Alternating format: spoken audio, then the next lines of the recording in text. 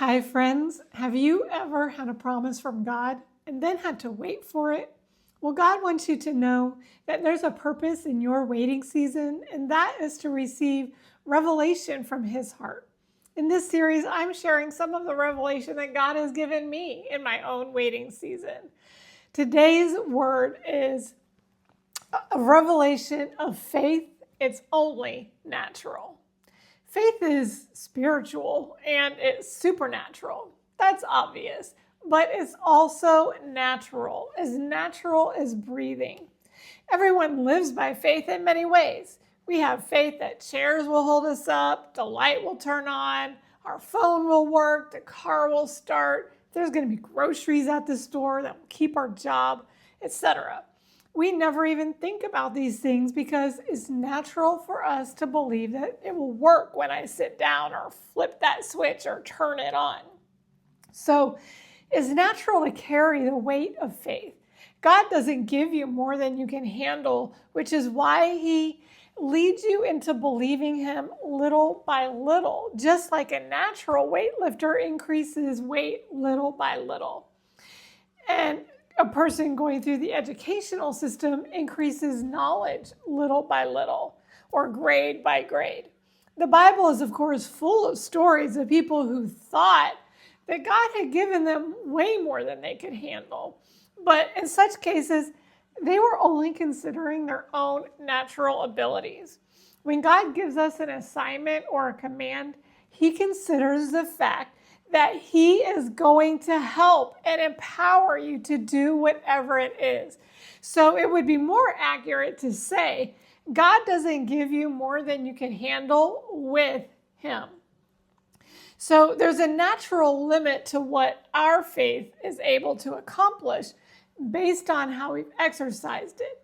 This is seen in the times when the disciples were unable to do something because their faith was little, but which Jesus was able to do. Even when the things we can do with our faith, at whatever level it currently is, are supposed to be done 100% with God. We are called to do all that we do with Him and in Him and for Him.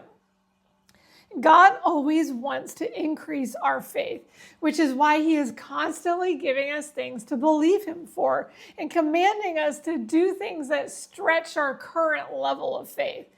Too often, we choose not to accept the promise or assignment and our faith stagnates.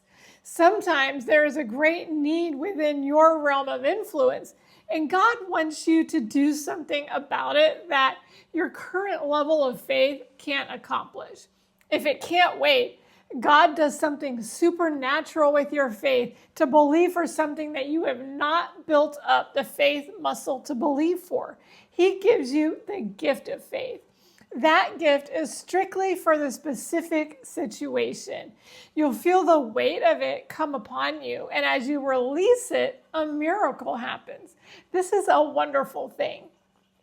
Almost always, the gift of faith is for the benefit of someone else. However, I have had the gift of faith a few times to achieve something in my own life. This is how God taught me about using faith. Let me encourage you by sharing a testimony of the beginning of my believing God faith journey.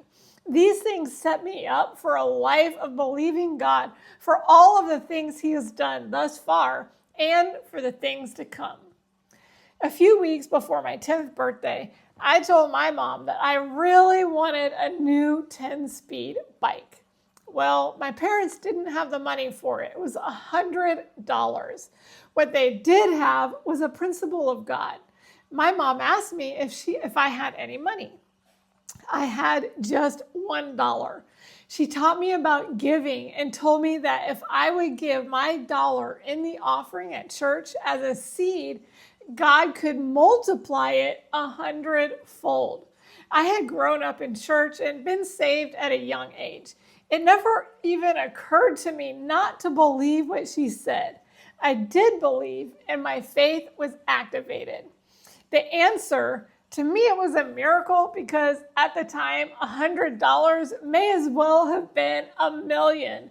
But it came bit by bit. Normally, I would receive cards from faraway relatives for my birthday, usually containing a couple of dollars of cash, not even close to $100. Well, that year, the cash in my birthday cards equaled exactly $100. God answered my prayer, and I was hooked on giving, and I was hooked on faith. Around the same time, God activated the gift of faith in my life, though I had no idea what it was at the time. At 10 years of age, I was already 5 feet 7.25 inches tall, and I wore a woman's size shoe 7.5. I've met many 10-year-old children in my life and rarely, if ever, seen one that tall, boy or girl. I can tell you, I felt like a giant. I had a girl cousin who was a couple years older than me and already 6 feet tall, and I had no desire for that. Everyone I met exclaimed to me how tall I was and felt the need, to mention how much taller I would surely become. Whenever I needed new shoes, my mom never bought me a size 7.5 because she told me all the women in our family have big feet and mine would surely grow. I always had to get shoes that were too big. But something rose up on the inside of me at that young age. At the time, my mom probably thought it was impertinence, but I know now that it was really the gift of faith because I remember that feeling and have experienced it since then. I would tell anyone who made such remarks to me that I had stopped growing and that my feet weren't getting any bigger. Of course, those people would always shake their head. But if they could see me now, they might be shocked to discover that to this day, I am still 5 feet and 7.25 inches tall, and I still wear a size 7.5 shoe. Fast forward to the night before my 16th birthday. I had decided that I wanted a job for the summer, and the last day of school was the particular day of this event. However, I was far too shy to go and apply for any jobs.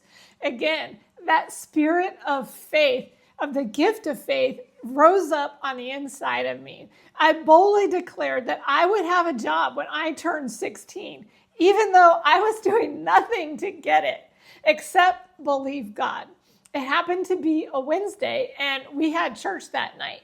When we arrived back home, I went and sat by the phone. And it rang. It was a man from our church, and he asked me if I was looking for a job and did I want to come work for him as his secretary and bookkeeper. I said, I'll see you in the morning. I could go on and on sharing stories of faith from my life, but I shared these particular ones because they're the beginning. These are the events that God used to shape my faith and how he led me to a life of believing him. These are to me, faith in God for absolutely everything is as natural as believing. I can't imagine life, even one day or one moment without it.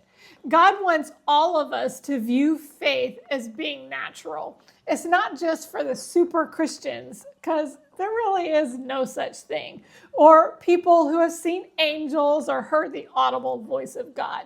It is for every person saved by grace. That is why we are called believers. Romans 4:16 says, so the promise is received by faith.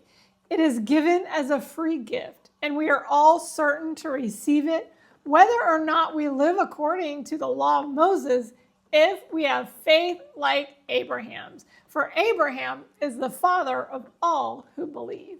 Well, that's all for today. For further study, I have put some scriptures for you in the description of this video. Until next time, I'll be praying for you to receive revelation from God. Have a blessed week.